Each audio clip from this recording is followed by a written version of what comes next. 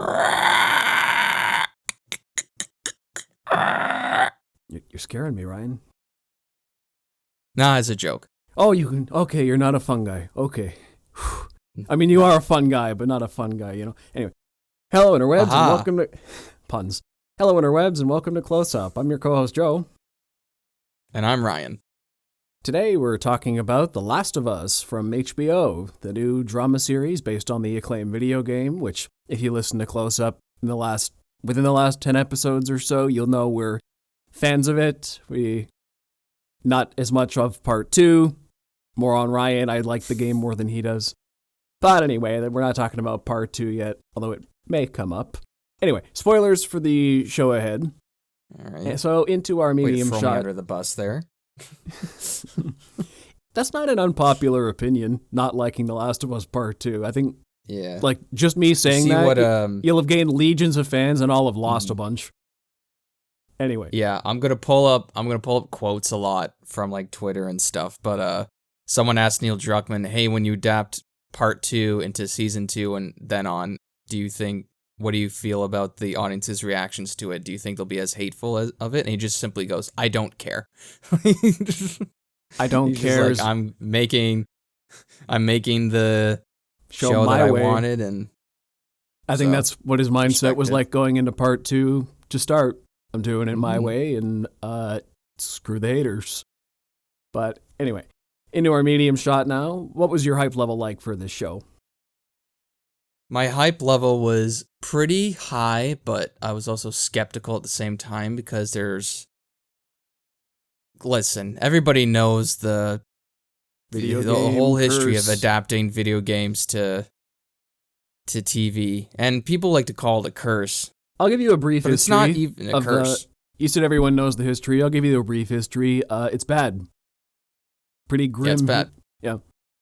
Mm-hmm. Not many successes. People are like, oh, like, there's such a curse because it just doesn't work on screen. It's like, no, it's just that people who are adapting it don't understand the story, or they try to rewrite it to make their own story and make it...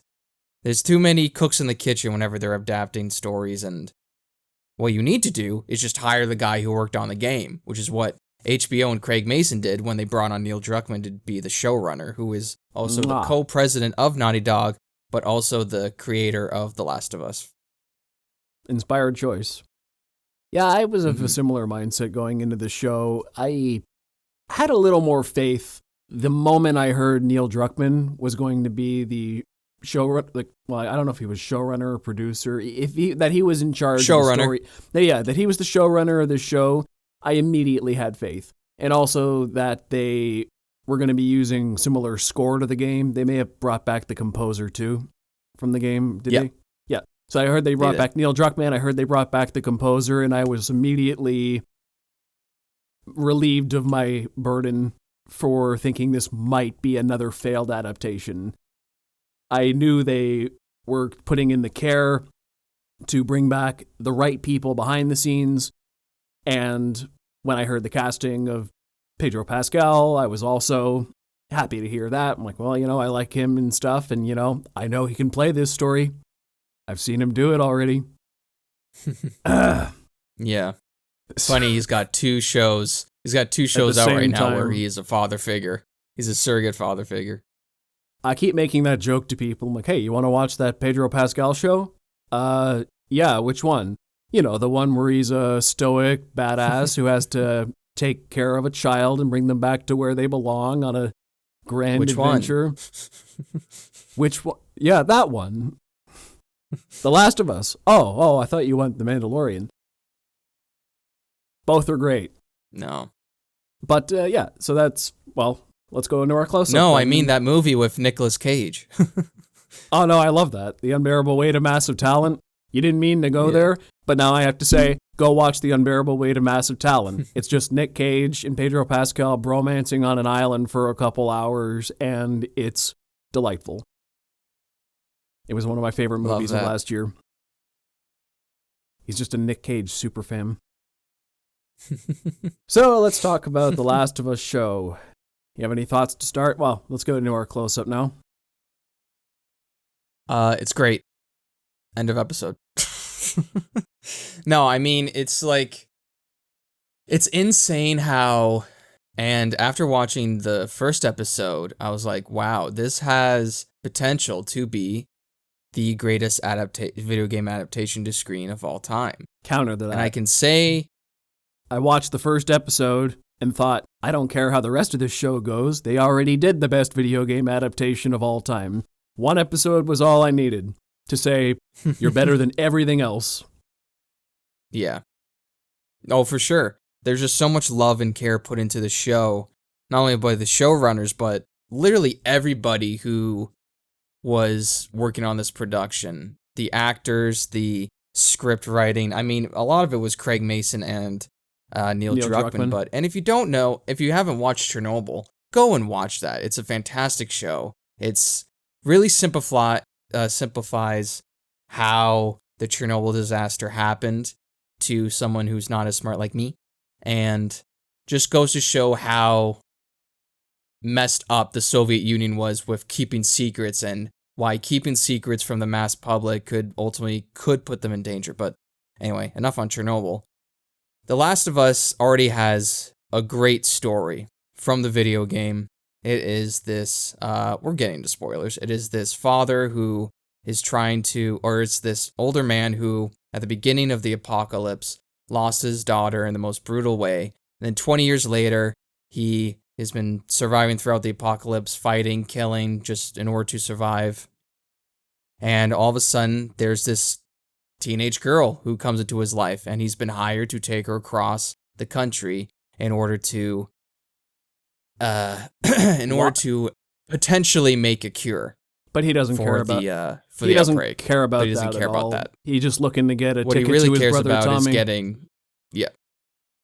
And it's funny how they make it a bit better in the game, where in the show, because in the game it's just, oh, this guy Robert stole our guns and gave them to Marlene, and Marlene says, if you take Ellie across the country, I will give you back your guns. But in the show, there's extra value to it, where if you take Ellie all the way to the courthouse, well, actually, first it's the courthouse. Sorry, it's not all the way across country yet. But if you take her to the courthouse, I will give you the battery, which will allow you to get your truck started up so you can go and see Tommy. That adds more stakes personally to the story. Not that the game doesn't have stakes and doesn't have, you're still interested as you're going along, but it just adds more of a urgency to the characters. I don't think I'm going to be doing a whole ton of comparing between the game and the show in this review, because I played the game once about 10 years ago, and I do remember a decent chunk of it, but at the same time, like, a lot of it is really just recap from what I've been reading on it lately in articles.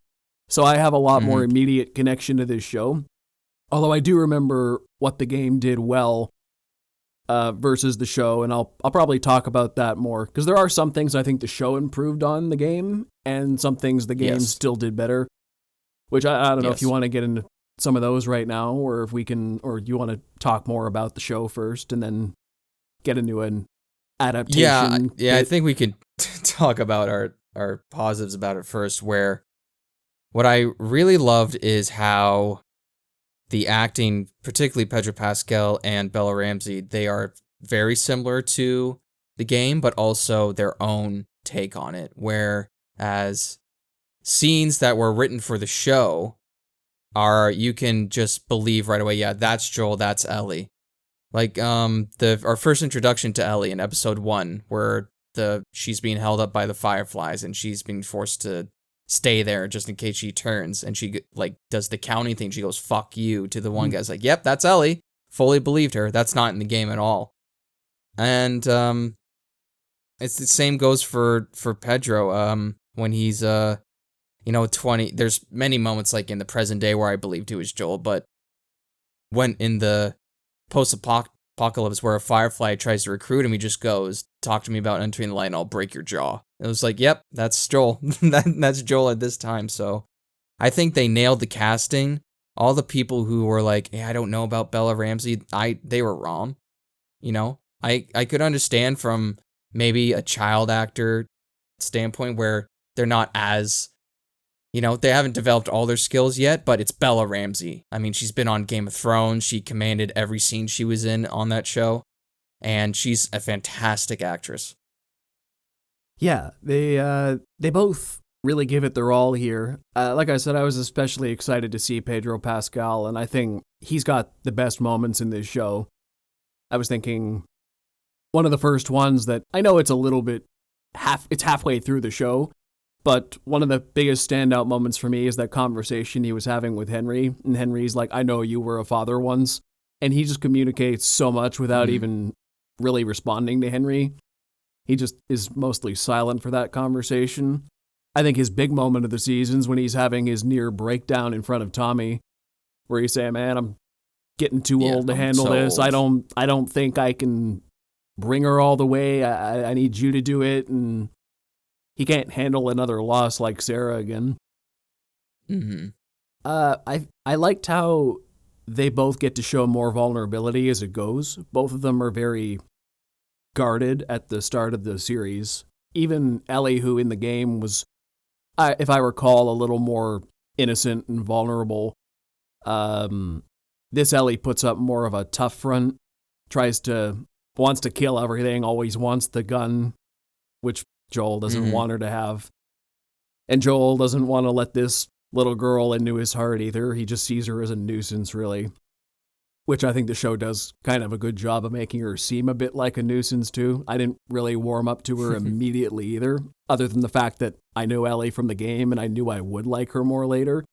But just trying to be objective, she was kind of annoying at the start. But I also think that was intentional.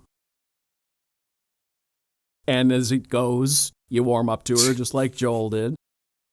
And then by the end, they're both real raw with each other emotionally, which is great to see. They're having heart-to-hearts, and both of them aren't really putting on this tough exterior anymore, and it's just getting to see the layers peeled back on these characters over the course of the season is one of the best parts about this show.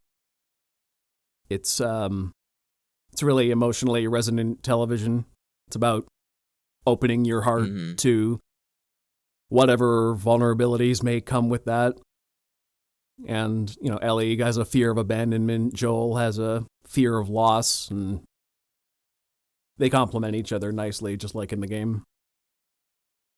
It's so good. One of my favorite moments between Joel and Ellie is in the last episode, where Ellie says to him, time heals all wounds, and this is right after Joel tells her that he tried to kill himself, saying, because early on in the show, he said the scar on his forehead was from a guy who shot and missed. Well, it turns out, and then he says, I'm the one who shot and missed. It was after Sarah died. He couldn't figure out, he didn't know what to do for the rest of his life, so he thought he'd just end it. Goes to put the gun to his head, and he actually flinches before he pulls the trigger. And, and then I saw somebody else point out that also explains the deafness in his ear. It could, yeah. Yeah. When you put a gun right next to your head and fire, that's probably going to deafen you. But after that, expresses that to her, and then Ellie says, time heals all wounds. And Joel just looks at her and just goes, it wasn't time that did it. And the look that Bella gives Joel, Bella gives Pedro at that moment was like, holy crap, like, I understand you in this moment. And it's just a lot of the show has so much subtle acting, it's amazing. And I think the bond between Bella and Pedro is so good, their chemistry is off the charts. And man, I could see the show sweeping the Emmy awards. Oh, for sure. I could see it. For sure. Everybody gives a fantastic performance in this show. And because I really think this show, beyond Joel and Ellie, this is a double-edged sword. And I want to get into this because it's one of my biggest things about this show is that a lot of it's not really about Joel and Ellie, which is kind of funny to make that choice for this adaptation. Every episode is about somebody different. Episode 1 was about Sarah. Episode 2 was about Tess. Episode 3, Bill and Frank. 4, Kathleen. 5, Henry and Sam. 6, Tommy and Maria. 7, Riley. 8, David. And the last one's about Joel and Ellie. But for the rest of the show, it's really just Joel and Ellie as the audience stand-ins going through all these other people's stories. They weren't really the focus of the show for most of it. They were just kind of the characters we saw every episode on their journey across. They were not the narrators exactly, but kind of the equivalent in that way. And that's why it's a double-edged sword to me, because as someone who played the game, I loved seeing these other characters finally get their stories fleshed out a bit more, because I was curious about them in the game, and hey, great, now I'm more emotionally attached to these people. It makes the world feel so much bigger. It tells stories that the game never got around to telling, because it's, well, you're playing as Joel, so you're very locked into his perspective and whatever Joel's doing at any given time. Whereas the show, I don't want to say Joel and Ellie are treated as an afterthought, but, well, because they're not, but they nearly feel secondary in many ways. And I just don't know how that plays out for people who haven't played the game, because I knew their story already. I was emotionally connected to their story already. So to me, getting to see all these other characters was a bonus. But for somebody who's never played The Last of Us, never has an emotional attachment to The Last of Us, I don't know if they're as attached to Joel and Ellie as I am, or you are, at this point. I bet they are. Because, like you said, yes, there's focus on other characters, but there's still scenes with Ellie and Joel in them. Like the Bill and Frank episode, it was almost an hour and a half, and there were, at least I can tell, 2 great scenes with Joel and Ellie, where there was one at the beginning where they're dealing with the outcome of Tess's untimely demise, and Ellie just straight up tells Joel, like, look, I know you're pissed or whatever, but don't blame me for something that's not my fault. And I've actually been listening to the HBO podcast that's hosted by Troy Baker, and he talks to Craig Mason and Neil Druckmann about like each episode, and I've almost finished all of it. But he's in that moment, Ellie does think it's her fault, but she's putting up this front where she's trying to protect herself. So there's all these little subtle things, and then later on in the episode, you have that not confrontation scene, but that discussion again of Joel saying, look, here's some ground rules. You don't talk about Tess ever. And it's another scene where he's trying to deal with loss. And with episode 4, we talk about with Kathleen. She's probably in 2, maybe 3 scenes, but a lot of it is Ellie trying to joke around with Joel, and then by the end of the episode, finally gets a laugh out of Joel. So I can understand your concern. Yeah, I just know for me that, but I bet you people resonate with them. By the end of the show, for me, I just know that, speaking for me personally, I didn't feel as connected to Joel and Ellie as I did by the end of the game. And I do think that's because there was so much focus on the supporting characters. Once again, I did love that, and it wasn't bad by any means. I did still feel a connection. I just felt like, not cut the rest of the stuff out, but like, give us one more episode just to, or a couple more great scenes. I just, like, in the game, you're spending all your time playing as Joel, and the scenes with Ellie, Ellie's there with him as an NPC, and all the fights you're doing, she's always there, and they're having banter just even when you're doing nothing, just kind of going about things in combat. Their relationship builds through your playing. But in this, we are only seeing them when the show wants us to see them, just for the most emotionally resonant moments, and then they skip over huge chunks of time in their story. They go months forward at a time, and their relationship progresses off camera for a lot of this show. Sometimes between episodes, they'll have very much changed.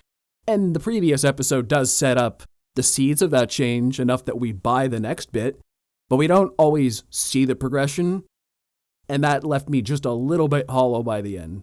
I just wanted maybe one more episode in there just to stretch it out a little bit more. I think that's all I would have needed for it to be perfect. As it stands, really good, but that's just a gripe I had by the end. I think that's a plus on to the show, though, because you just want to see more of these 2 characters. Oh, for sure. And yeah, I mean, I want more is not really terrible criticism by any stretch. But because I No, liked for sure. everything, I liked everything we got. I just wanted more of it to make it perfect. It's weird because I don't know why there was only 9 episodes and not 10, because I Yeah. doubt it was from HBO. It might have been a Craig Mason and Neil Druckmann thing where this is the story they wanted to tell, because HBO is not going to cut off Craig Mason's budget after Chernobyl. Let's be honest here. Well, And because he talks about in the podcast was like, what's the video game thing you want to, or what's the thing you want to do? You want to adapt next? And he says, I really want to do Last of Us. And he couldn't do Last of Us for the longest time because I think there was a rights issue going on that some studio had bought movie rights for it or adaptation rights, but then it expired because they didn't do anything with it. So then finally got to do it. But yeah, I don't feel the same criticism as you do, just because I think sir. the scene, I think it's just acted so well between those two that I believe this relationship from start to finish. And I don't know if, and a huge criticism of the show is there's very few infected in I've the heard show. that a lot too. And I bet you if there was like an episode, there was a 10th episode, but was slotted into the episode 7 mark where it's Ellie and Joel fighting off infected, but it's not really any other big story points in the game, because they nailed every major story point in the game. Like they did every single one. Everything I that feel was like there, that they would have did been great. considered the worst episode, because yeah, it's cool action, but does it really develop their character as much? So I don't know what they would have done more in terms of story. They would have had to make their entirely new new plot device or new situation. So yeah, Yeah, it's a tough one. defense. They were pretty efficient with what they had. But this is another one I'm of two minds on, because part of me agrees with those critics who say I wanted to see more infected, give the show a little more action. That way, if every episode had a little more infected action in there, well, then maybe we could have gotten a 10th episode in there for the plot. It might have padded it out just enough, given us more action, which can also build character if done right. See how their cleverness to get out of a situation, or how brutal Joel is, or how not good a fighter Ellie is at the start. There's ways to build character through action, and it might have padded it out just enough that we got that 10th. So there was ways to do that. I also understand why they don't use the infected, though, because this is very heavy focused on the drama and the character development, and that's what the show seems to care about. The infected are really just window dressing to make this world have a cool backdrop, which feels like a little bit of a waste, but I also get why they didn't do more. That and the prosthetics are probably a whole lot of work. And the infected criticism I completely disagree with, because this in the show it's a lot more grounded, where they even say in episode 4 where they're camping out in the woods. And Ellie's like, aren't you afraid of infected? It's like, no, they don't really huddle around here. They're usually in, we're bigger, like in the big cities, there are a lot more of them, but out here, there's not really anything for them to feed off of. And also, Troy Baker said it too, because he does a lot of promotion for this show, where he says, this isn't a zombie show. It's not a show about zombies. It's a show about love, and how each character deals with the emotion of love, all the good things about love and all the bad things about love, which the bad things about love happen in probably the last 2 episodes. But also, if you have Ellie and Joel running into infected every episode and them getting away every time, they're just gods now. Like, and it's just, you're kind of like, okay, like, I know they're going to get out of this situation. So every time infected showed up in the show, it was a huge deal. Almost at least one major or minor character died in each part. They were scary. Very first, the only clicker scene in the show is scary, and it shows how dangerous they are. If they came across another clicker, Joel probably would have died, or Ellie probably would have died. or that bloater. That bloater scene was amazing. So it makes you wait for the action, and it's very Game of Thrones in that sense, like the first few seasons where It's a lot of dialogue, it's a lot of character building, and then you get to the action, and then it's phenomenal. Like, that bloater scene is really good. I heard that was that cul-de-sac area for that bloater scene, or with the sniper when he's shooting at Joel and Joel has to flank around him. That was all built from the ground up. Really? That was amazing set design. The production design on this show is fucking incredible. They spared no expense. It's so good. It's one of the best created worlds I've seen in a long time on TV. Yeah. A lot of care was put into making even from episode 1 and 2, just seeing the QZs so and the ruined buildings, and some of the landscape shots looked a little bit green screeny sometimes, but when they were actually on sets, they looked fantastic every time. It's just when they were when outside. They're out in the woods. No, I'm thinking more like the first episode when they first see the city skylines. Oh, and gotcha. Like that stuff looks backdroppy, green screeny, whatever. But like when they're actually inside, or in the woods, it looks great. All the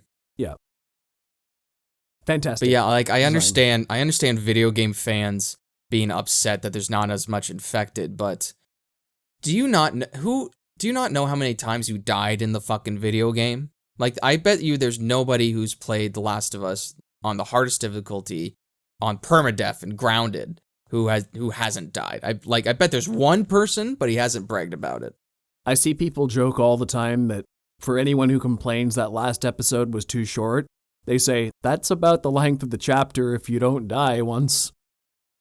Mm-hmm. I'm assuming those are people I wish who that actually... the final episode was like a little bit longer, but I don't know what else they would have added, because with the time they had, they used it very well. Which a lot of shows don't do, but with The Last of Us, if they have a shorter episode, they use that runtime very well. And then when that final credit hits, you're like, oh, fuck, that's it? But you don't feel like you're missing anything. Yeah. Also, the draft was real. Did you know that? Everything else is blue screen. Really? The draft is real. I couldn't tell. And I couldn't tell either. I'm like, is it looked real? I'm like, that's a great effect. See? Oh, wow. It's a real draft. That's Everything cool. else is blue. Wow, good for them. I think that I was like, how do they do the interaction with the ton and the... That adds a lot more to it, because I bet you Bella Ramsey's reaction is real then. Just her delight at... Yeah. I have a lot of funny photos from Twitter that I have, but I also have statements as well that I'll get to the end here as well. So, but, can we talk about... Can we talk about legacy actors for a second, making their return? Yeah, so we have, obviously, Troy Baker and Ashley Johnson. Troy Baker is James. Yeah, who are the other ones? Ashley Johnson. Ashley Johnson playing Ellie's mom, Anna, is so perfect and so beautiful. Just a great choice. I was infatuated with her. Every moment she was on screen, she acted her heart out. The fact she gave birth to Ellie twice in life is really special. And I think that's a great casting choice. You know what was funny about her to me? I knew she was going to be in that last episode, but as soon as the shot opens on the woods and you just see her running, I could tell just by her grunts that it was her. That's how iconic her voice is. It's so funny, and then she says her own name. It's like, oh my god, it sounds like Ellie saying Ellie. I know, it's kind of funny. Jeffrey Pierce as Perry with the best beard I've ever seen in my life. He looks so cool. Yeah. And a funny thing about that character is you think he's the one who's running things. Like, that's the guy who looks like who's running things. And then you have this other character, Kathleen, who is the epitome of a Karen, where, I'm gonna be honest, watching her give that like one speech where it's like, and kill them all, I didn't like it. I didn't like her delivery on it.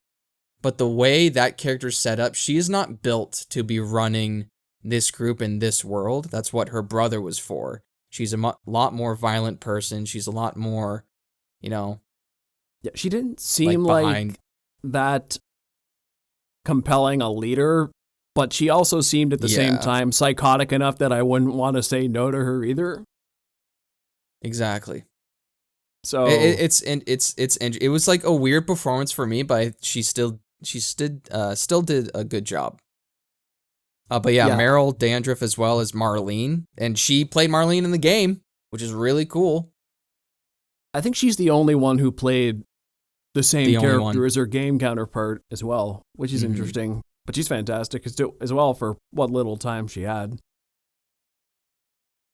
Also, there is a small. Did you notice a small cameo or see a small cameo in episode 9? Maybe. You remember when you thought Abby was going to be in it? Technically, Laura Bailey made a she cameo as the nurse. Yeah, she plays one of the nurses, and she took this really funny photo where it's like her That's dead fantastic. dad and then her posing. I thought that was really funny. Somehow I doubt she's playing Abby in that scene for a couple reasons. I mean, some people might theorize that. No, but she's just playing the nurse. Yeah. Some people It's thought not they may have actually seen Abby, but it's just Yeah. Some people think they may have seen Abby there, but I don't know. Yeah, I thought I saw Abby too, but that wouldn't make sense. Why would Abby be running away? I was surprised that, well, 'cause she's only like 16 at the time. She wasn't a trained fighter yet. I guess. But it's, I was surprised they didn't show a little bit more of her, because I thought they were going to take this opportunity, having written Last of Us Part 2 and the game is out at this point, that, oh, now we're adapting 1, we can sort of retcon Abby into that so that the show has a little bit more fluidity going forward. It's not like she'll appear out of nowhere. Or maybe but I also kind of like the way they did it as well. Like when Joel just walks up and caps the doctor in the head, no hesitation, the show doesn't make a deal about it at all. Almost like he is just a random guy and it doesn't matter. Mm-hmm. Which might make it also more like how interesting later, because we know it matters. Yeah. I also like he didn't kill the other nurses or doctors, because in the game you can, but he doesn't do it in the in the show. So I was like, okay, he's got some morality to him, a little bit there. I think that last scene, to show Joel's brutality, it felt different watching it than playing it. It felt even more brutal, and oh, this guy is, yikes. He's kind of a monster. Yeah. You start to feel bad for the Fireflies and just watching the show. No. They're a terrorist organization. Taking down fascists. It's morally complex. It's funny, yeah. No, I know. It's funny because both groups are like both bad, but they also try to work towards a common goal. And that's why I think the show and the game do very well, where there's no good group. And you hear that a lot between Riley and Ellie's discussion with which group is better. Because Fedra is very fascist and tyrannical. And then you have the Fireflies who are trying to fight for the people's freedom, but they're also potentially blowing up innocent victims as well, trying to take down Fedra. Yeah. So it's very... For me, what made it worse emotionally than the game is that, to me, Marlene seemed a little more confident in the cure than in the game. In the game, it was a little bit more wishy-washy from what I remember. They're like, well, it might work, it might not, but we got to try. Whereas in this one, she was really confident about that. So the fact that Joel just murders them all and doesn't give Ellie the choice again, like he does the same thing as in the game, but having them be more confident about the cure working just made it worse for me. Well, not worse narratively, but just way more morally gray, and that's why I didn't feel as good about Joel slaughtering everybody, because I'm like, oh, you're trying to save your daughter like you couldn't at the start. I'm still rooting for you, and you're probably still right. But when this comes back to bite you in the ass in next season or whatever, I'm not, like, I get it more now. I'm not as 100% on your side this time as I was in the game when I was playing you doing it. Because, of course, when you're playing Joel in the game, you're in his mindset.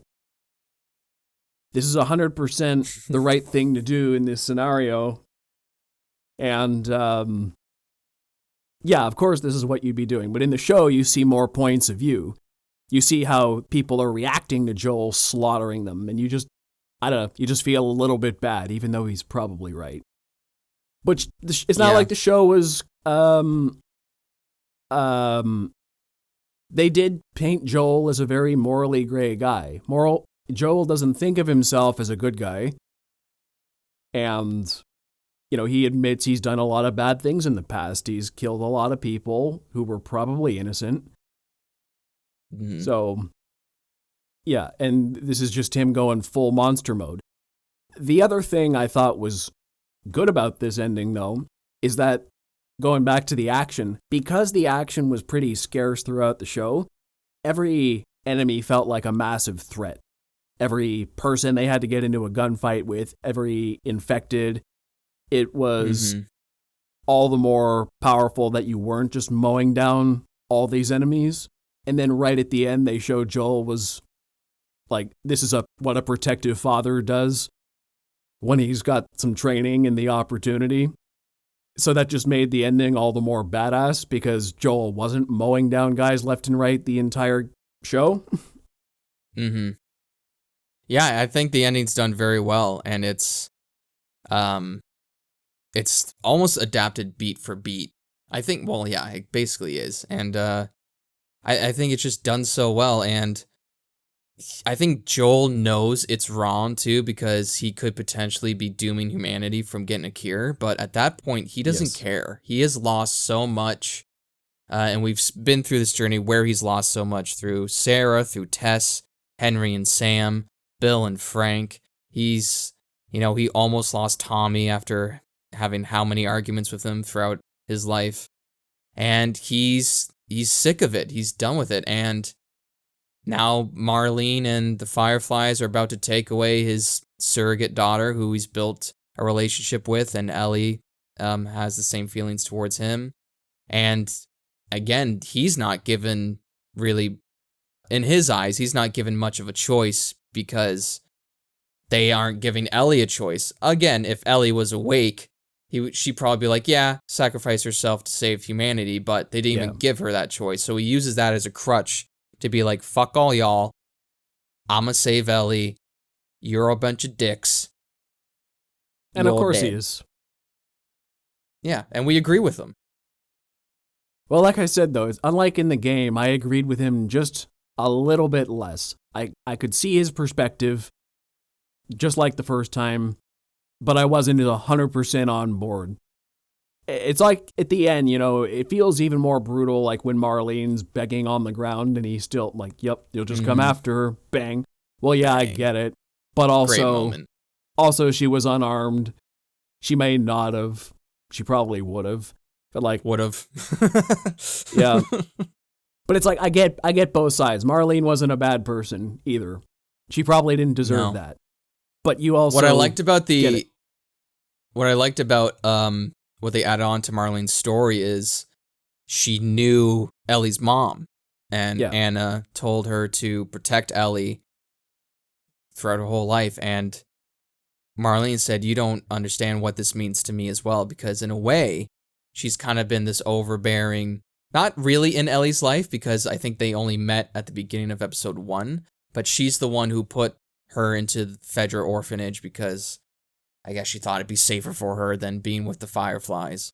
And finds out later she's immune to the virus. And then finally introduces herself and like, I knew your mother, blah, blah, blah, blah. And she, in a way, might feel like she's losing her friend again, but she's willing to sacrifice her for the rest of the world, whereas Joel isn't, because even though Marlene has experienced loss before, she has not experienced as much loss as Joel. And it's a very complicated situation where it's like, would you save your daughter if it meant the world were still being this outbreak? And for a lot of people, they'd say yes, because a parent's love for their child, there's no measure of it. There's no meter that maxes out. It just is there. It's what it is, and you can't combat that. And I don't think you can really blame Joel for what he did. I don't remember where I saw it. It may have been just a random comment in forum I was reading, but I thought they noted something really interesting when the guards are ushering Joel out of the room, and he slowly just stops walking, and they have to push him along. Mm-hmm. The comment noted how Joel admitted earlier that he really had nothing left to live for and no reason to keep moving forward, just like after Sarah died. And he physically can't move forward anymore without Ellie. So he, Yeah. Yeah. So that's what that really was. good. He actually just couldn't keep walking forward without her. So he goes back for her. I also really love the ending that ends the same way in the game where she says, swear to me, everything you said about the Fireflies is true. And Joel says, I swear. And then there's that moment where you can argue, does Ellie believe her? Does Ellie believe Joel, or does she not believe Joel, but he's just going to accept the situation? And honestly, I believe she doesn't believe him at all. She knows he's lying. Yeah, she knows she's lying, but she's too afraid of the truth, so she just accepts it and moves on to Jackson, which, I'm gonna be honest, apocalypse or no, I want to live in Jackson. It looks like a nice little town. It looks simple. The funniest line in the entire show is when Tommy realizes they're communists. Oh, yeah. What? No, we're not communists. This is a commune. We're literally communists. And he just frowns. And he goes, shit. Yeah. Because he joined the army to fight communists. That's so funny. He's just like, damn it. Yeah. He's like, oh no, what have I become? This post-apocalypse turned me into a communist. Mm-hmm. That was one of the nicest moments of the show, though, is when he finally gets to Jackson and he and Tommy hug each other. And so good. It reminds me of a scene in Game of Thrones again, where there's a reunion between two characters. It had the same, it's not like shot the same, but it had the same vibe where it's like, aw, these two characters have been away from each other for so long. Because if you had never played the game before, you probably wouldn't know if Tommy actually made it out. You don't know what you're going to, like, if he would actually find him or if he was prospering. Yeah. Maybe you assumed he'd find him or that he'd die. But for people who haven't played the game, it's probably a shock Tommy was surviving and thriving. Well, in the game, you're not really looking for Tommy. You just kind of stumble upon him by happenstance. You're at this dam at one point, and then all of a sudden you see Tommy open the door and be like, "That's my goddamn brother," and it's just like, "Oh, Tommy's still alive." That's great news. Where in the show, again, they elevate the story more, where Joel is trying to find Tommy because that's his family, and he knows. Tommy knows stuff about the Fireflies, so yeah, I think it's a great addition from the. They also added that Maria's pregnant in this version. Tommy never had kids in the other game. Mm-hmm. So that's a nice addition too. Did you see Dina? I did. I did. I could tell immediately it was her. Listening to the podcast where it's like, where they're talking about it, Troy asks him, like, and do we see Dina? And like Neil Druckmann goes, what? What do you mean? Like, because they don't want to spoil anything yet.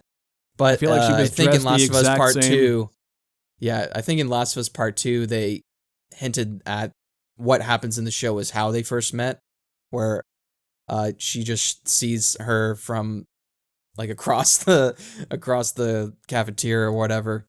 But yeah, I was like, wow, that's probably Dina in the next season or two.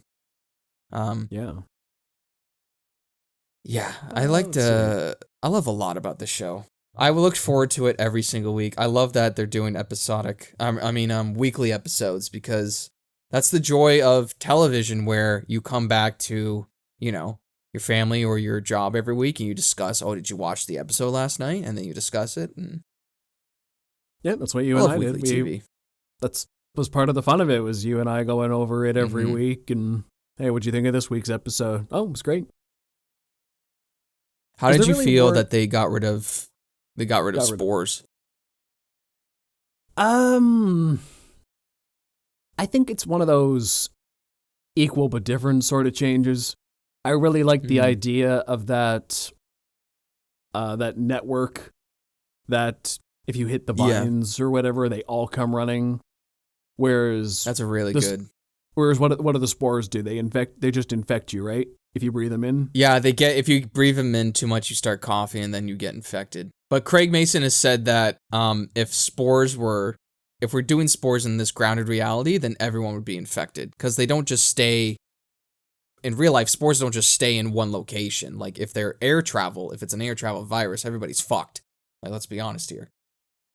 But that was one reason to get rid of them. But also, I think he said another reason was he wanted just to be able to show the character's face a lot more because I was gonna say that's a. It would be TV. silly to put Pedro. It would be silly to put Pedro Pascal in a helmet or something for the entire show and not show his emotions. Every time he's got to go into a building. Yeah. That's a joke from a podcast they stole from where they were talking about the Mandalorian. You know what? We know he can do it. He can get by on a whole show with a mask. He can. But yeah, I didn't really care about that one. I want to see the tendrils. I want to see that system being like part 3. I mean, it maybe takes a little bit of tension out whenever they go into buildings, because that was always one of the cool moments of the games. Oh crap, there's spores. Put the masks on, and usually it's the deepest, darkest parts of the basement. You know what I finally realized about the infected that I never caught on to before recently? What? Mushrooms grow in the dark. So it makes sense that the infected get more brutal in the darker environments. You only get bloaters and clickers who have been locked into dark buildings for years at a time, whereas all the surface ones are just runners. They don't look that much different than people. That's interesting. I didn't realize I never clued into that before recently, and it's only because Justin started growing a mushroom culture of his own, and he told me that they grow in the dark. And we just also happened to be talking about The Last of Us in that same discussion, and I'm like, wait a minute, is that why clickers and bloaters are a thing? What kind of mushroom cluster? Just regular mushrooms. I'm just asking. He's got a green thumb. He loves cacti as well. That's his main plant. That's cool. The Last of Us may have inspired him to do mushrooms. He's growing cordyceps. That's what I said. He's gonna ruin the world. Oh yeah, let's talk about the beginning for a sec. If we're talking about different adaptation things, I love how this show started. Those first couple minutes were amazing. They go all the way back to the 60s, and everyone's laughing off that guy on the talk show. Yeah, until he starts talking more about it, and then even me knowing what the story is, I'm like, oh, I'm actually really invested now about the science behind all this. Well, if the world was to get warmer, though, and this is an actual virus that exists in our world, too, that mostly happens with ants, but so it really is unnerving. It sets it up really well that, oh, this actually could theoretically happen, this kind of apocalypse. And what's even more messed up, it adds on the reality of, someone knew about this. Someone knew this could potentially happen.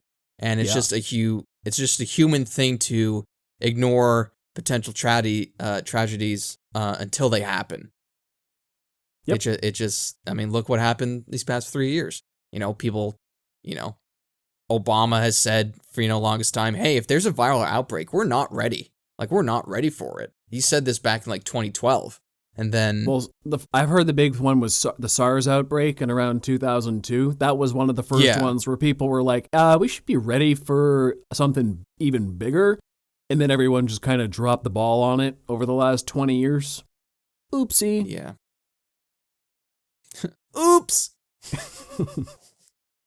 Please. Oh, man. Please, policymakers, don't drop the ball again. Be ready this time. I don't want to have to lock down for another 2 years. No, that would be tragic. Let's see, what else did this thing do differently? We went to Jakarta. That was really cool.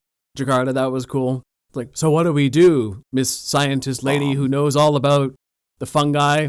Bomb them. Bomb everything. It just adds so much weight because it's the one thing that you don't want to do, but it's what's necessary. And are you powerful enough to do that?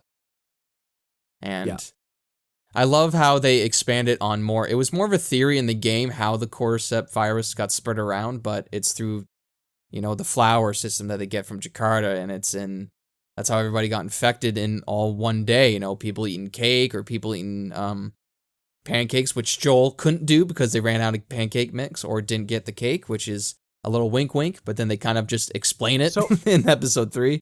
So how do you feel about those kind of things? Because that reminds me of another thing I thought about this show, is that... Makes me scared for real life. Well, no, not that. It's just, this show goes out of its way to answer a lot of questions that the game intentionally left as mysteries. Like, how did cordyceps become a thing? Why is Ellie immune? Those sorts of scenarios. I liked it. I liked it because it allowed... Yeah, I liked it because it allowed video game fans, especially me, to kind of come back every week to be like, oh, I could learn about what this theory was. And maybe they'll explain it here because maybe there was an opportunity to do that in a video game. But in a narrative show, they're able to do that. So I appreciate that they did it. And it's not like every episode is exposition dump, but for the first couple ones, they were explaining a lot, and I liked it. Yeah, I'm a little more mixed on it myself, because I don't always like when things feel the need to explain everything. I think sometimes having a little mystery into the lore makes it more interesting.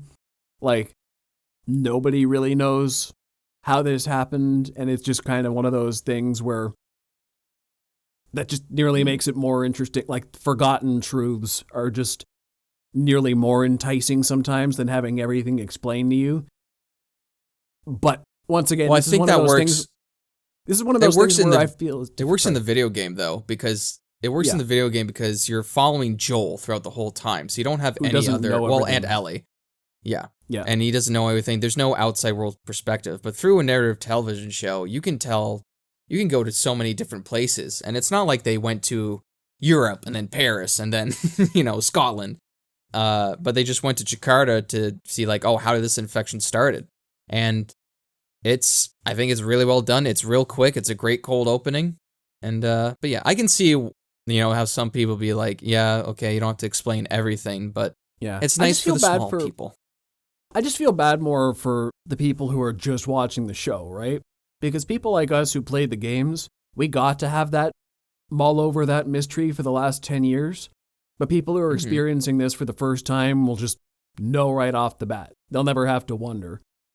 So that's why sometimes I wonder that this show might be better for the fans than first-timers.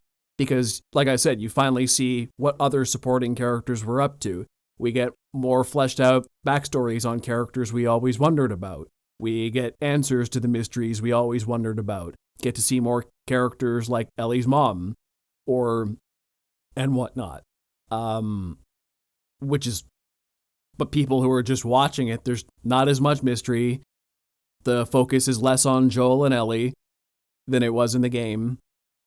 Like, it's all good stuff they're doing. I just wonder if the show will have the same cultural impact as the game for that reason. And it's for those reasons. 100%. It's for those reasons I think the game is still superior. I would rather play through the game again than... In terms of adaptations, this is, don't get me wrong, still the best video game adaptation by miles. But I do think the game is still better at... obviously. At building that connection, at making you invest yourself into the world by asking questions about it, even if those questions are never answered. It's just... But that's kind of just the nature of video games in general. They're more investing because you actually play through them. Yeah. You are the character. This show basically just decides to do a stealth playthrough for you. You never really go guns blazing because... Yeah. Well, this Joel is way more skilled than you are, just saying. Pedro Pascal is better at The Last of Us than you. It's true. And he's smarter. Yeah. He's smarter about taking things out because I bet you nobody in the show is trying to sneak up on a clicker to take it out.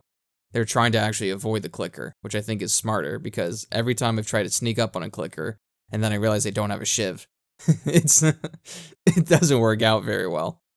But that's one of my favorite things about the show is whenever they had a reference to the game, about a gameplay mechanic or something. Like when there was that sniper and then Joel went up to the sniper's perch and then just took the rifle That's after. a great addition. I'm like, that's a video game thing that feels very video gamey. Or in episode 9 when they were trying to climb that high rise and Joel looked up to the next level and he asked Ellie, it's like, I'll give you a boost. Get up there and hold down the ladder That's to in me. the video like, game, yeah. That's a game thing too. Which is why I'm only slightly disappointed we didn't get the masks for the spores, because that's another iconic thing in the game. Yeah. But they hit all those core beats of what it was like to play the game. One thing I kind of hope they do in season 2, though, is a really stylized effect of being able to hear through the walls. Because that's another iconic thing they didn't do. No? No.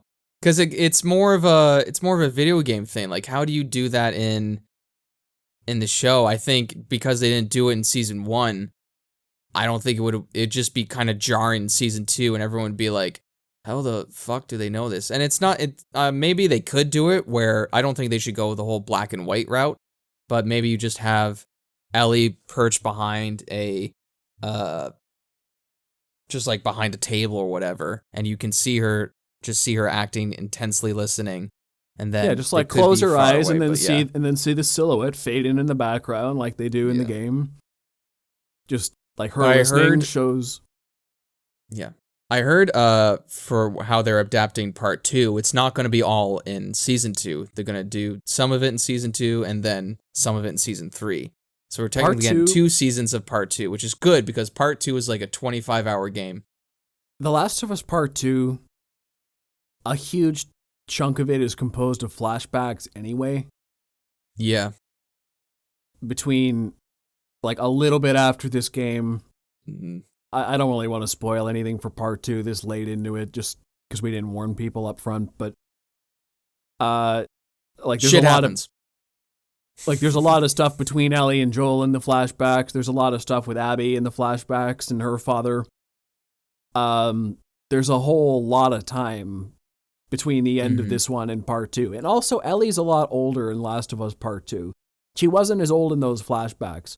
So I think it makes sense to do that stuff while Bella Ramsey is still younger. Let Bella Ramsey age up into where Ellie was in The Last of Us Part 2. And then by season 3, it'll feel more believable. Because Bella Ramsey at the age they are now, Bella Ramsey at the age they are now, I don't see them doing what Ellie did in part 2. It doesn't feel believable to me. For sure. And I think they are taking their time, and season 2 won't happen until a couple of years from now, kind of like they're doing with House of the Dragon. But I have a statement here from Craig Mason saying, quote, it will be different about season 2. What will be the difference between season 2 and Last of Us Part 2? It will be different just as this season was different from the first game. Sometimes it will be different radically, and sometimes it will be barely different at all. But it's going to be different, and it will be its own thing. It won't exactly be like the game. It will be the show that Neil and I want to make, but we are making it with Bella. Some of the notes that have been released so far are as Bella Ramsey will return as Ellie. They will be more infected. It will cover the last parts of The Last of Us Part 2 story. It won't cover the whole game. Filming could start later this year. New kinds of infected are coming. They will expand. They will expand upon the tendril system with the infected. Could see the inclusion of spores. Abby and Ellie changing perspectives. So I guess we're going to cut back and forth between those two. Side character stories just like Bill and Frank, i.e. Wolf, Sarah fights Jackson, etc. Release date will be likely around 2024 or 2025. Apparently there's going to be a time skip, obviously. Yeah. Joel and Ellie's relationship post-season 1 ending will be heavily explored, and Ellie's violent path. That is all from Dom the Bomb on Twitter. I don't know why you need to see more of Ellie's backstory. You already got everything you need to know in episode 7. I don't know. It's nothing about her backstory. It's just her violent path. So it's just her violent going. Path. Oh, I heard violent past. No, path. Path. I'm like, we've seen the violent past already. she killed her best friend in the mall. Which isn't isn't the mall in the game, episode because I people. think. It's the DLC. I love the mall episode. It's the I don't know why DLC. people shit on. Yeah. No, Yeah. I know. But I don't think she explicitly says that she kills Riley in the game. I think that's an add-on line in the show. Right. Yeah, I But don't I get love why that people. episode. I get people crap on it. What I'll say is I understand why people think it killed the pacing a little bit. It feels like we ended on a great cliffhanger on episode 6. Joel gets stabbed, and then we have to wait a whole other episode just to see how that sort of resolves. But they don't really go into, like, Ellie helps him a little bit in episode 7. But it adds so much to Ellie's character, though. Well, that's what my thing is. Like, I like the episode as an episode, but it also kind of kills the cliffhanger and the pacing. So I get both sides there. Although I'm more on the side of liking it because it's a good episode. I feel the same way about episode 3. I'm like, does it kind of kill the pacing? Yeah. But the Bill and Frank episode's just a really good episode of TV, so I don't care. It's one of the most beautiful episodes ever put to television, Bill and Frank episode. It's so post-apocalyptic love story. Great idea for just an episode of TV, and they handle it really well. Mm-hmm. It's the most deviation from the games by far, but I don't care. It was great. Well, what it is in the game, you're going through this really awesome sequence where it's you, Bill, and Ellie traveling through Bill's town, trying not to get killed by infected or Bill's traps to get a car, and then you see the bloater for the first time in the iconic like gymnasium at the high school section, and then that section took me at one so point, freaking long. Noob. Anyway, sorry. Then, I had like no Molotovs at that point. What's with you running out of Molotovs? I was like out of crafting at that point. It sucked so much. And then that's why I was waiting. I'm like, oh, are they going to do the school? Are they going to do the school? And then they didn't do the school. Yeah, I kind of wish they did the school, but I guess, the bloater scene we got in episode 5 was really cool. But, yeah, and then eventually you go into this random house, and Bill goes, and you see this man hanging from the ceiling. Looks like he's killed himself.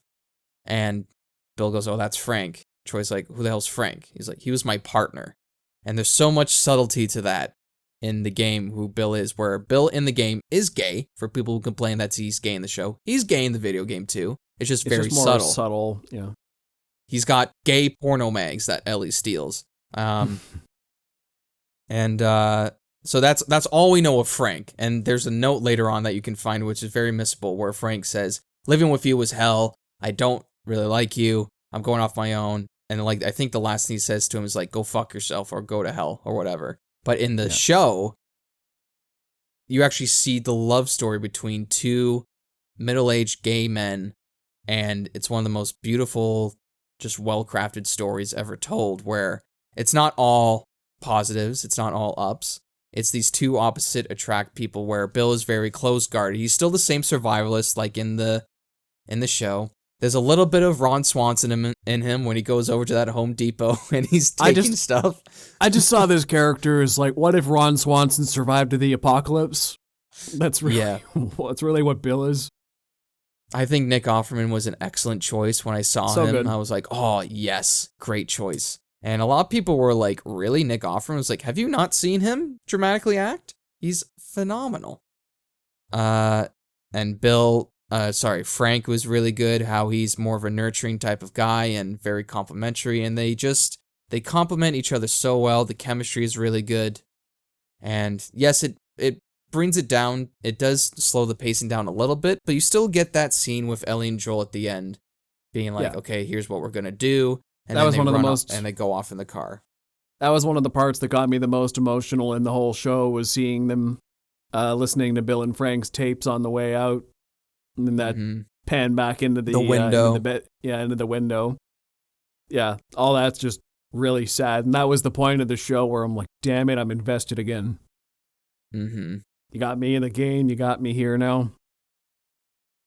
It's really good. Yeah, the Bill and Frank episode's got so many great little moments in it. But I think the part, not in the Bill and Frank episode, but I think the part that got me the worst, and I knew it was coming, but it still got me, was the end of episode 5 when Henry killed Sam. Yeah, that was my point. That was the most emotional I got in the whole show, right at the halfway point. Like, damn it, I know it's coming, but it sucks. Mm-hmm. And then it didn't help. It didn't help that. Sorry, go ahead. It didn't help that they added from the game that Henry's never killed anybody before. Mm-hmm. And or the that first Sam person he killed. Yeah, and the first person he kills is his little brother. And that scene before where Ellie is like trying to, I don't know, maybe she's the cure. She tries to use her blood to help Sam and just stay with me tonight.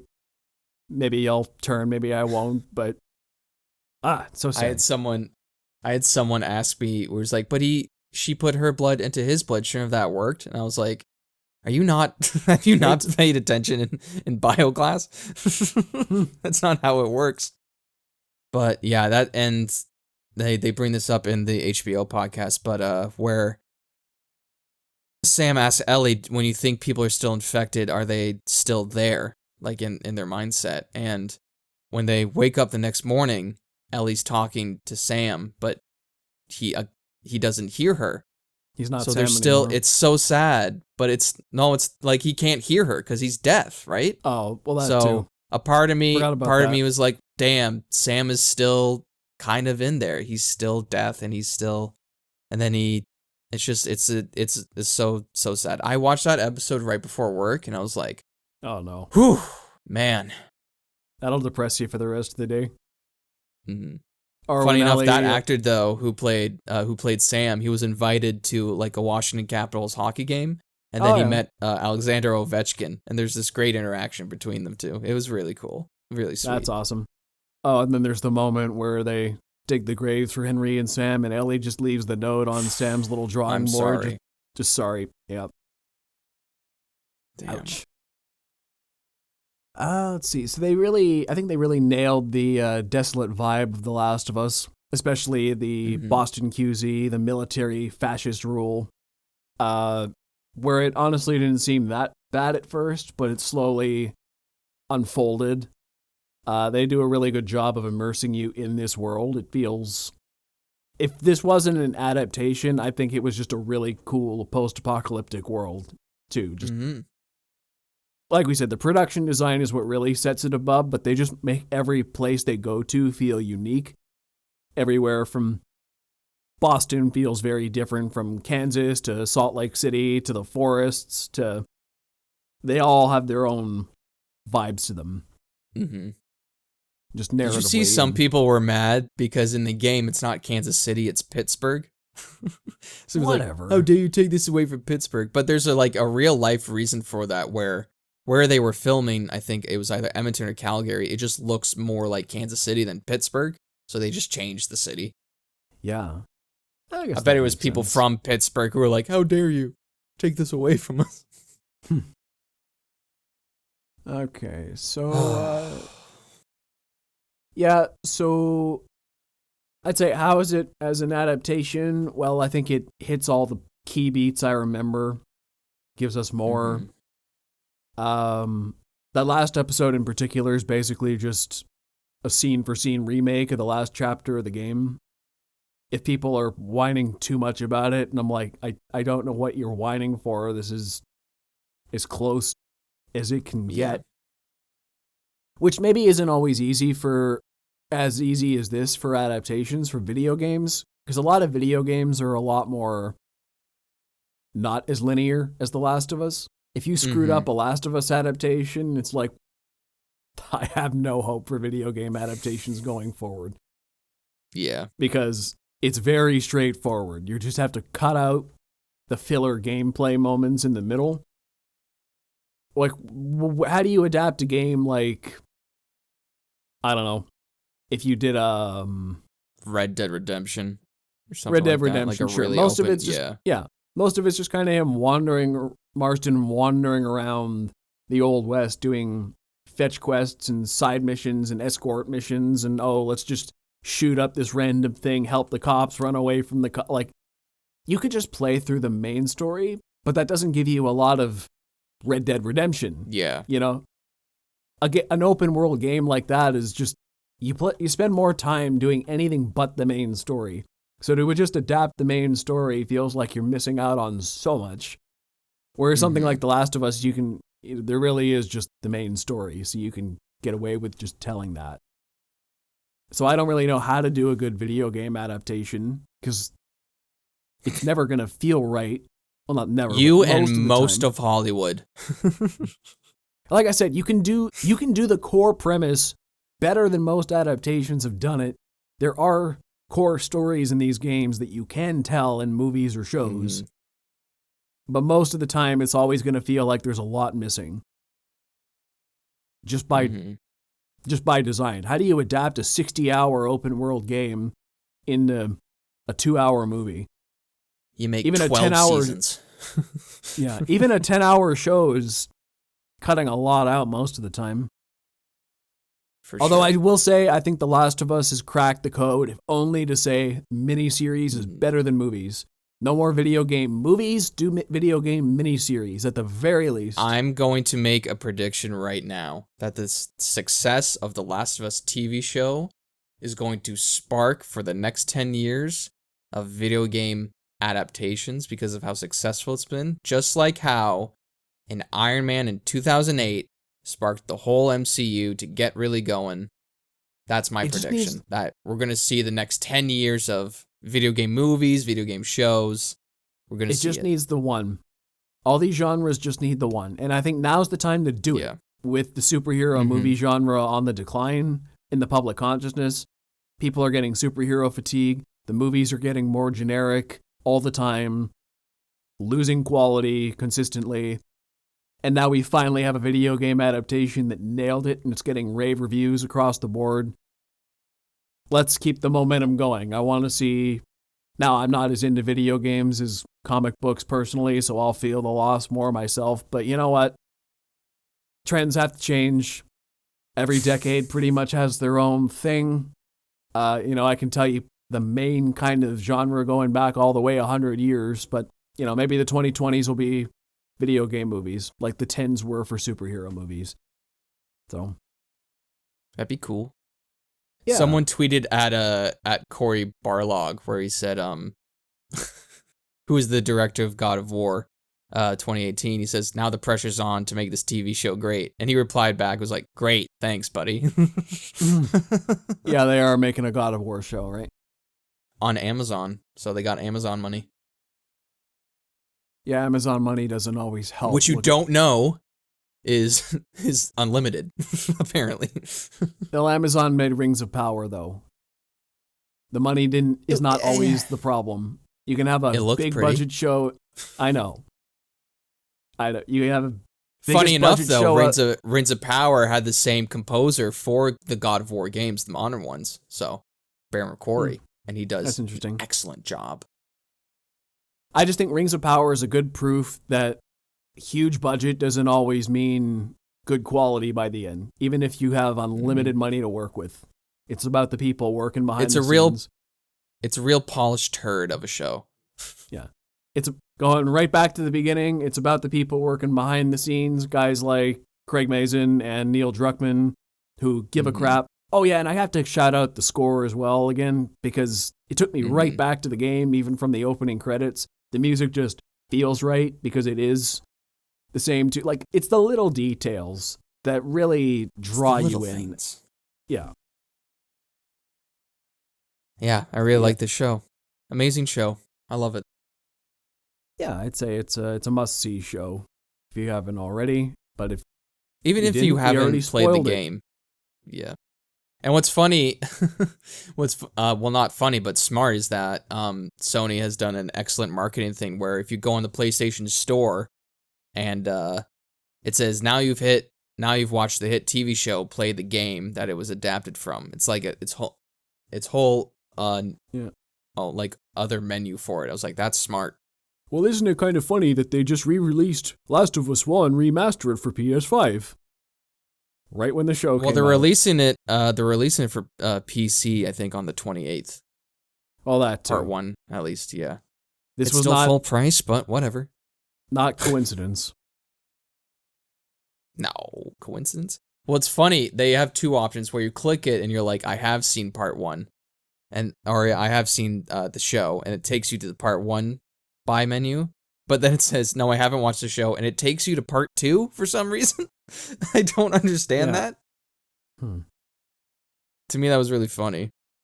So I do think both the show and the game complement each other in multiple ways. If you're someone who's never seen who doesn't really play a lot of games and has never played The Last of Us, this show will get you into the world and probably make you want to play the games too. And I highly recommend you play the games too, or at least just the first one.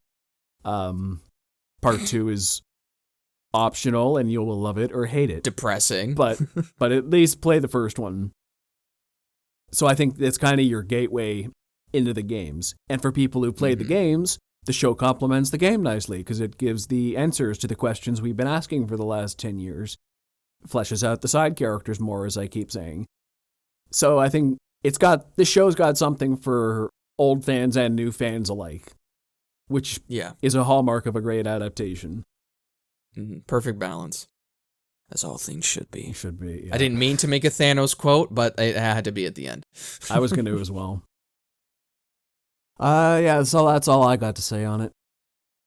I don't know about you. Yeah, I don't have really much to say, except, well, I guess it's like a small critique, but at the beginning of the show, I was really worried because when they were doing scenes, like, word for word from the game, it didn't feel as impactful to me as it was in the game, and maybe that's just because of how the take they were using, but as it was going on, it got better and better and better. So yes, like the one, like Joel's reaction to Tess being not bit, but when Tess is like scrambling and he goes, no, it's over. In the game, he like screams at her, and I was waiting for that, but we didn't get that in the show, and I was kind of like, oh man, we didn't get an iconic.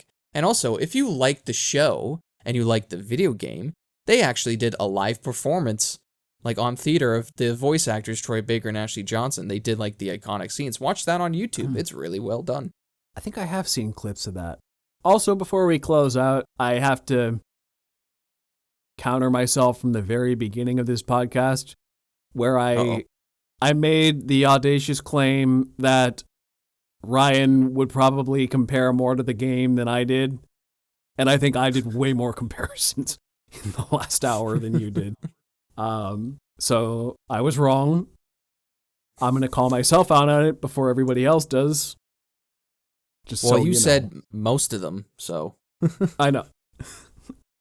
But for me, it'd be like, it was like small details in terms of comparison with performances where it's not really fair because as an actor, you don't want to do beat for beat what someone else did because what's the point? You want to take your own, your own work and your own performance into it. So, and I think they did a phenomenal job. Yes, they did. Okay, so let's plug our socials and get out of here. Alrighty, well, you can find me at Ryan Walker on YouTube, TikTok, and on Instagram. Very soon, I will be doing a Last of Us film essay, so that'll be fun. So watch out for that. Or video essay, not film episode. Film essay. I'm done. Go ahead. Well, you can find me on Instagram, TikTok, and Facebook at Thought Play Media. Also, check out the Close Up with Ryan and Joe Facebook page for latest updates on the show. If you listen to us in audio, check out our YouTube channel. And if you're on YouTube, find us anywhere you get your favorite podcasts. We hope to see you on the next Close Up with Ryan and Joe. Till next time.